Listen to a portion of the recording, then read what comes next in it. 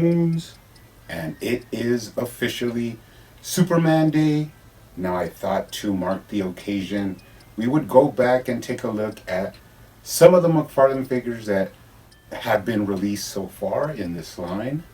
So this is going to be my top 10 Superman figures released by McFarlane to this point. Now, of course, this is just my list. I did omit some figures, but I did get a majority of the Superman figures that McFarlane has released. Now, I am going to omit my custom Superman, which are actually some of my favorite ones, so that's going to be kind of sad. And I will be giving one honorable mention right off the bat, which is going to be our Snyderverse Henry Cavill Superman. Now, the reason I'm going to go ahead and put him out is because he's more of a live action figure, but he is a intricate part of the Superman lore, especially for a lot of people nowadays. Now, they did do My Boy wrong, but his portrayal of Kal-El will definitely go down in the history books as one of the better Superman portrayals. Now, we also did get a black version that I do also own, but I am more partial to the classic red and blue scheme. And this one actually had a lot of details that were not painted in, so I went ahead and painted those in just to give him a little bit of more life. And I'm really happy with him. He looks awesome on the shelf.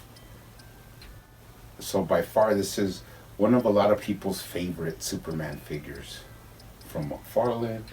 But let's go ahead and get down into my top 10 Superman figures that have been released so far. Now, as everybody knows, I'm more of a Batman guy, but I do appreciate and respect the Superman character for everything he means to the history of comics, the history of our superhero characters that we believe in and aspire to be like. So let's get through the list. Starting off first, we are going to take a look at the Gladiator Superman. Now, the reason I picked him at this number is because I know a lot of people are not big fans of this figure. It does move away from the traditional Superman, style that we're used to. But he is pretty cool. He is from a storyline called Future State. Has a lot of nice detail, cool sculpt work. I kind of would have wished that they would have made him more beefier, because some of the artwork from Future State shows him like really ripped, and this figure's a little bit more slender, although he does have the armor and everything. The big S shield, he comes with a shield and a battle axe. So although he is a unique look at Superman and a different take on him, he's still not a lot of people's favorites. And if I were to get all my figures in a row, I'd really give him up first, because he's not so much of a traditional Superman that you actually need in your collection. Now, coming up next at number 9, we have the Eradicator Superman. Now, this is actually a different version. It's a shock or something like that. There is the classic Eradicator, which we're still going to be hoping that McFarlane releases, but this is an awesome figure. I just love the paint lines, the separation, gives them some cool contrast. Now, the all dark black is accurate to the comics. He's like a more energized version of Eradicator. And we know that McFarlane will eventually make a version from the reign of Superman. But he is an awesome figure to pose. He has that cool action cape that is unique to him. So he's a lot of fun, really cool figure. So that's number 9. Now, coming in at number 8 is one that a lot of people don't enjoy, but he's earlier from the line, and that is Death Metal Superman. Now, I could see why people would be put off by him, because once again, this is not your traditional Superman. But for me, who actually likes out there concepts and unique things that we would probably never see, he's awesome. He looks really cool, has a lot of cool detail. He has that awesome dark side arm where he's kind of getting infected by dark side. Has a knuckle duster with the Superman emblem. Cool like remnants of his cape that are wrapped around his arms and boots. The boots are another cool thing that you can actually paint up and add a lot of cool detail. So he's a really fun figure to customize, but I like him also just in his original form.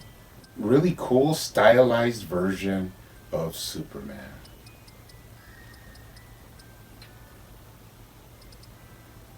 Now coming in at number 7, if you know me, you know I like a lot of like dark stuff like monsters and zombies, and this is coming out of the Blackest Night storyline, and that is going to be the zombified version of Superman from Blackest Night. Now, I do like him, and he's really cool to pose and take photographs with, but there are some details that I didn't really enjoy. They missed a lot of details in the paint. They didn't give him his Black Lantern ring. So there were some missteps, but as for a figure that you're not really going to see a lot on the shelves, which is like a zombie character, this is an awesome, awesome version of Superman. Now, I'm actually hoping we get more of the figures from the Blackest Night. We do have the Batman and the Deathstorm, but we should spread it out and get some of the other figures. So, pretty cool. He's my style, so had to put him here in the lineup. Now, coming in at number 6, of course, if you know me, you know black is my favorite color or non-color. And when this figure came out, I just remember being really happy at the way he looked. Like, he's basically the same Buck that they've been using, but without the cape. For some reason, it just gave him a lot more like of an aesthetic look. And the beard really goes a long way to give him like his own style. Now, I did actually do the thigh mod on this figure, so he's actually lifted up a little bit to make him a little bit taller. But the black scheme, the silver accents, just an awesome, awesome figure. Now, this is from, I think, Superman and Lois, or something with Lois in the comic books. And I did do a custom regeneration suit Superman. But this is also one of my favorite basic Supermans to come out, especially with the power of the beard. So, pretty cool figure. Now we are at the halfway point. I do have to bring out the armored, Unchained Superman. Now, this was a beautiful figure that came out in the first wave. This is where we knew that McFarlane was kind of gonna give us our money's worth, because this guy just has an awesome kind of race car paint job. Really fun to take photos with. Kind of gives you that Gundam or like manga feel. Now, in the comics, he does only come out in a couple of panels. It's not a major version of Superman. In all reality, when would he need a helmet and wings to fly? But it is a cool concept, and as for appealing to the eye, this is an awesome, awesome action figure. Now, I did add a custom battle axe because in the comics, they show him with like a shield and an axe, but they just never gave us the weapons. So I thought it was a cool little addition to add with this figure. A lot of cool texture and sculpt in here. It's one of the more immaculate versions of Superman that we have in the line. Now, moving on, we're going to do the Page Punchers. I think it's Vallejo or something, the style of the comic Superman. Now, this is a different take on the character. You could tell just by the head sculpt, and also the costume has a lot of hints of like Superman Returns. What was that actor's name? Brandon Roth. But it is cool and refreshing to have a different look on Superman. This is actually a little bit leaner than the basic buck that they've been using from the beginning.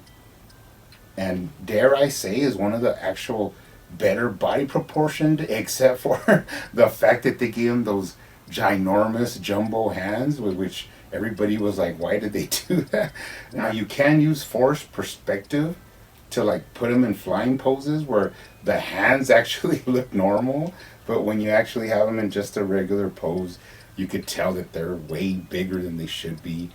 But with all the hands that we have received from McFarlane, you can swap those out if it really bothers you that much. But for me, he's a really underrated figure and is really fun to pose and take photography with. So that's number 4, the Page Punchers Superman. Now we're getting down to the nitty gritty, the final 3. At number 3, we do have the Hush version of Superman. Now this is that that same buck that they always use. Has minimal paint, but the color scheme is what really sets this one apart from the other Superman figures. Now we are going to receive a regular version of the head sculpt. This one is the Heat Vision version. So we can anticipate another one of these. These are actually really expensive and they've been sold out for a while now. But aside from that, do love the way the figure looks. He is the first Superman that we've received that actually has the yellow S on the back. So that is something that everybody was happy about. I actually love the head sculpt and the proportions of the way the head and the jaw actually match up with the thickness of the body. So another really awesome figure from McFarlane. Now in the storyline of Hush, he is, kind of taken over by Poison Ivy. And I do have heard rumors that we will be getting a Poison Ivy figure, so be on the lookout for that. But once again, one of the better Superman color schemes with that light, kind of lightish blue and bright red. Just an awesome, awesome rendition of Superman. Now, who could be number 2? You guys are probably wondering. As I said, I did omit some, like the animated version. The Dark Knight Returns version did not make it. But I just have to go back to the old school, sickness in me. And that is the Infected Superman. Now, this is another figure that was early on in the line. And he is the originator of this body book, which was a more muscular body book with the double jointed elbows and just that massive neck that I really enjoy. But this figure is surprisingly really fun to pose, and he has those gesturing hands, or he has some fists, and although they could be kind of large man stranglers, they actually work with this figure, and he's really fun to get into poses. And just once you pick this guy up, it's really hard to put down. And I remember this being like one of the first times where I was like, man, this is what the kind of stuff we're gonna get from McFarlane. Got that awesome tattered cape that's kind of like really soft and pliable. So yeah, one of the more interesting versions of Superman, and he's actually one of my favorite versions. I could basically lose all of these and I'd still be happy just to have my Infected Superman up there on my display. Now we all know this would happen. I've said this before. My favorite version is still probably the first or second figure released by McFarlane, and that is the Superman 1000. I just love his lines, and he's not so bulky, like all steroided out. He's a little bit more leaner, which I have more of an affinity to. Is I like more of a physique that's like lean instead of like super, super bulky. But I do appreciate, a good muscular size. But this guy kind of brings the best of both worlds, where really muscular, has some muscle in the legs, but it just cuts a really nice silhouette. I loved actually the way they had the single jointed elbows because it doesn't break up the sculpt. It has an actually really clean line from the biceps into the forearms. And that's just something that people overlook and think that, oh, I don't have that range of the double jointed elbows when you don't really need it. If it's going to make the figure a little bit more appealing to the eye. But yeah, by far my favorite Superman that McFarlane has released. He's an awesome figure. You can still pick him up for a reasonable price, maybe like $40, I would say. And for me, he's just a more classic, definitive version of Superman. But anyways, guys, that's my top 10. We had an awesome Superman day. The collection is growing. But you guys keep hunting out there, keep collecting, keep customizing, and I will see you on the next one.